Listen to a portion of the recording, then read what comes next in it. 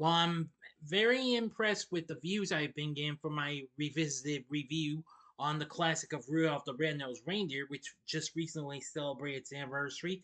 But today is the anniversary for another classic holiday special. And I thought I'd revisit it in a special review. So let's revisit the anime classic about the one, the only Frosty the Snowman.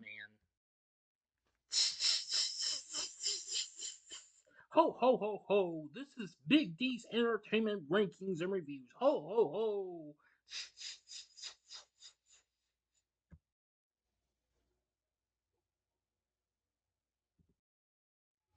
So, greetings, my fellow YouTubers, and welcome to Big D's Entertainment Rankings and Reviews. My name is Dual, better known to as the Big D, and this time around I'm going to bring to you another revisited review. This time it's the 1969 anime Christmas television special Frosty the Snowman from Rankin Bass. It's the first television special featuring the titular character, originally premiering on CBS 55 years ago today on December 7th. This, of course, aired immediately after the fifth showing of A Charlie Brown Christmas, and both scored high ratings. The special is based on the Walter E. Rollins and Steve Nelson song of the same name. It features a pretty big voice acting cast, including Jimmy Durante in his final film role, Billy DeWolf, and Jackie Vernon, who voices the titular character. Well, the studio's founders, Arthur Rankin Jr. and Jules Bass, I should say Bass. I'm sorry. I would rather say Bass than Bass. Sorry.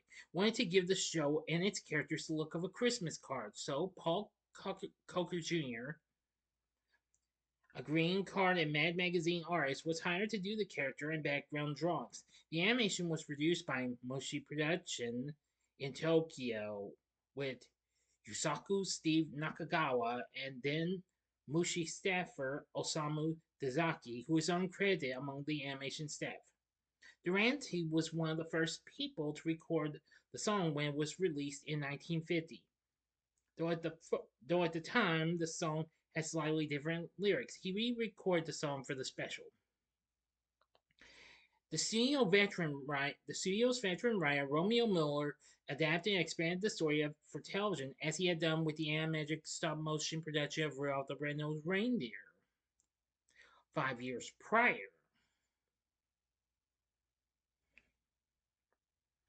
Now, let's get into the story.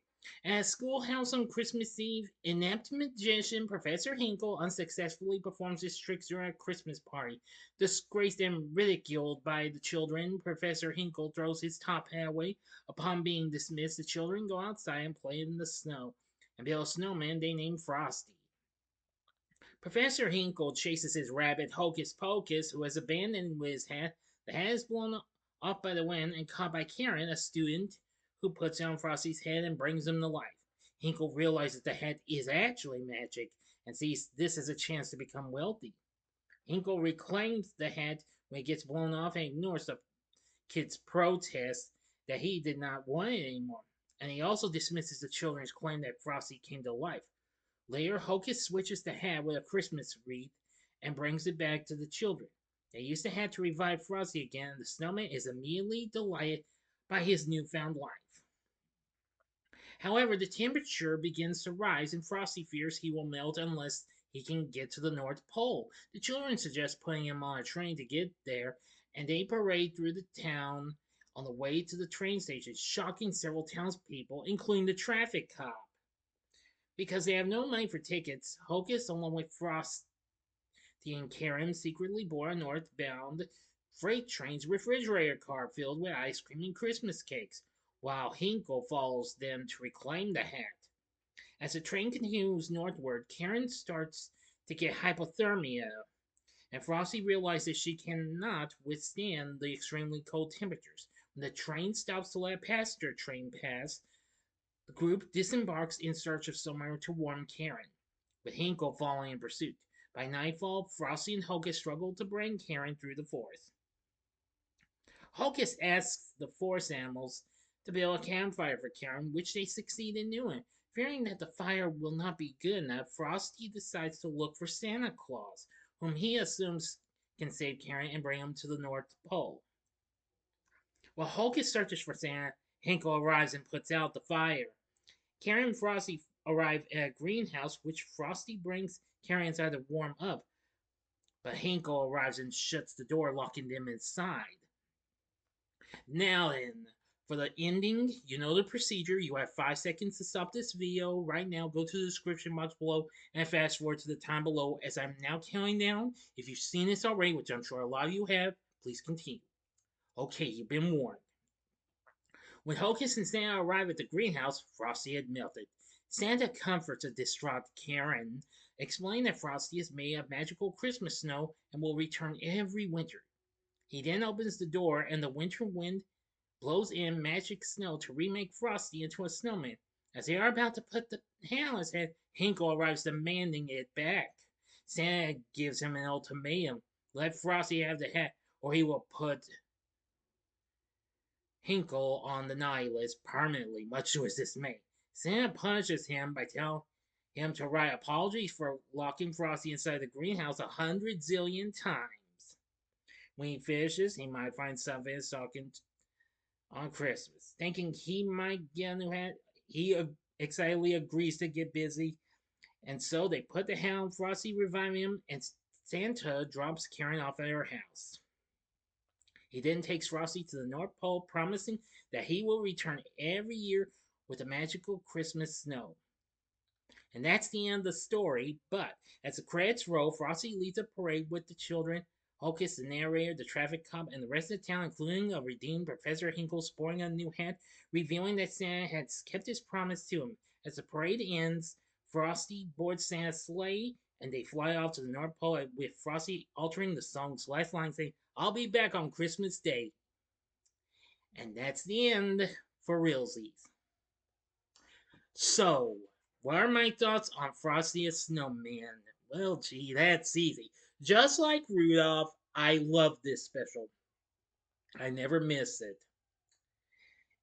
Anyway, it is a great special with great characters and a great story. Everybody really enjoyed it and what have you, and got positive reviews, albeit more modest than most of its contemporary specials.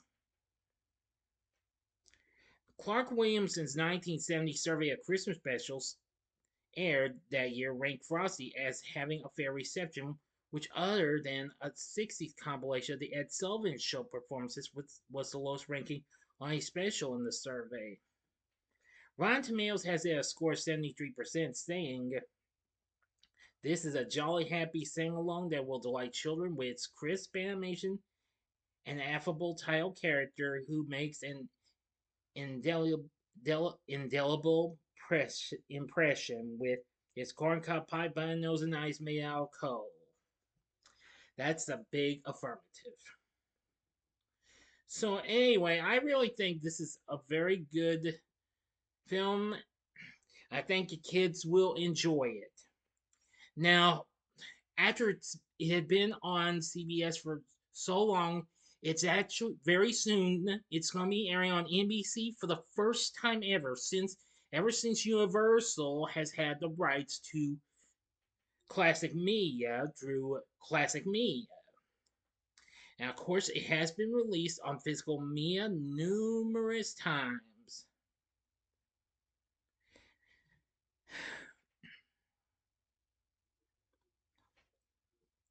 It's been released on video cassette and other times. It's also and it's still available on physical media, which yes, you can get for a good price. It has been shown on well, aside from network television, it has also been recently seen on the cable channel Freeform. But there have been other places you can find the Frosty special. It's on Hulu and it's also on Prime Video as well if you'd like to stream it. But anyway, I think the animation for this here special is exceptionally really good. For our voice acting cast, we have Jimmy Durante, well, who I know was a pretty big, funny guy, an actor, and a singer as well. He does the titular character. Voicing Frosty is Jackie Vernon, who would later go on to do the titular character a few more times. I'll get to that in a little bit. Professor Hinkle was voiced by Billy the Wolf, who recently appeared in a short lived CBS sitcom known as Good Morning World. I'll definitely need to do that in a Do You Remember episode. Other voices include Paul Frees, who does the traffic cop, as well as Santa, the ticket taker, and Hocus Pocus. Karen in the first airing was done by June Foray, but later was done by but later but also did the school children and the teacher. She still did the teacher. In later airings, the children were voiced by Greg Thomas. While apparently, if I'm not mistaken, I could be wrong though. Give me a moment. I'll be right back.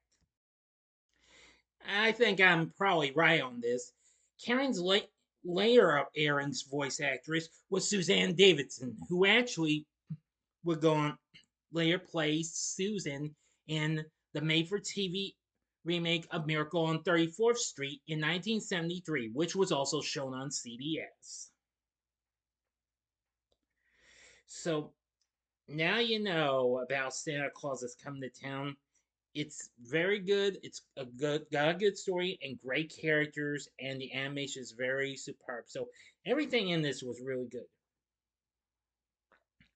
Anyway, now of course Jackie Vernon would go on to return to do Frosty in two of the sequels. First would be Frosty's Winter Wonderland in 1976. I have yet to talk about this, but of course, I'll be talking about that later on down the road. And the other is Rudolph and Frosty's Christmas in July, which was filmed in Animagic, like Rudolph was. There would be some others, including Frosty Returns. Unfortunately, that special this year will no longer be shown on the tube. However, I think you could still find it on physical media with the classic of Frosty the Snowman. You could probably find it on YouTube as well. Oh yeah, I think I forgot to mention you can find Frosty the Snowman the full special on YouTube as well. However, that was done differently and with animation done by Bill Melendez, who also worked on the Peanuts specials. And John Goodman voices the titular character. And in 2005, Classic Media actually did a straight to video film called The Legend of Frosty the Snowman. It aired on Cartoon Network, but I've only seen it one time. And it's been bundled with the original, and of course, Frosty returns in the set at times. So, and the and Frosty is voiced by Bill Fagerbeck, who, of course, you know the voice of a certain Patrick Star on SpongeBob SquarePants, voicing Frosty.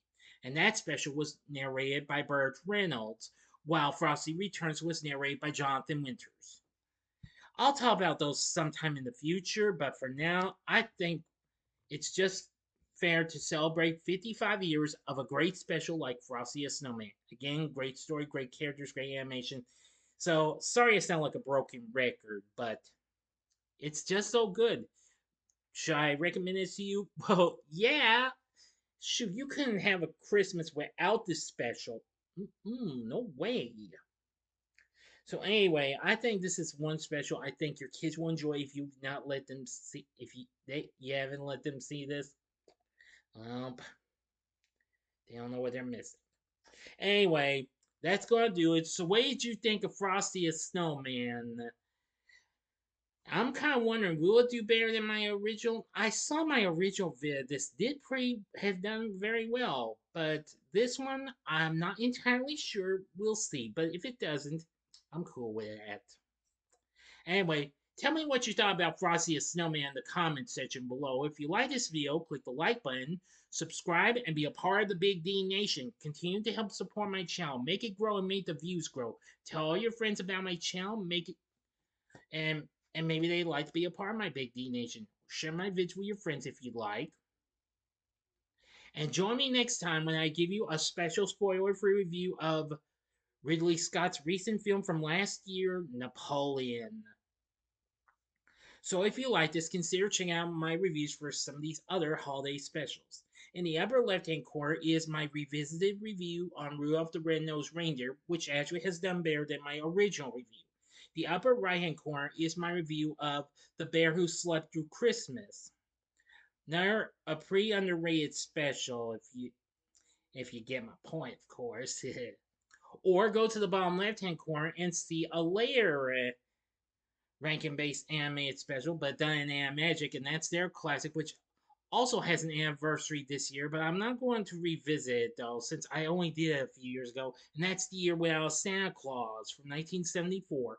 And the bottom right hand corner is the button you can click to subscribe. If you like rankings and reviews on movies, TV, music, video games, etc., then I'm your guy. Thanks for watching. Until next time, I'm the Big D saying, see ya.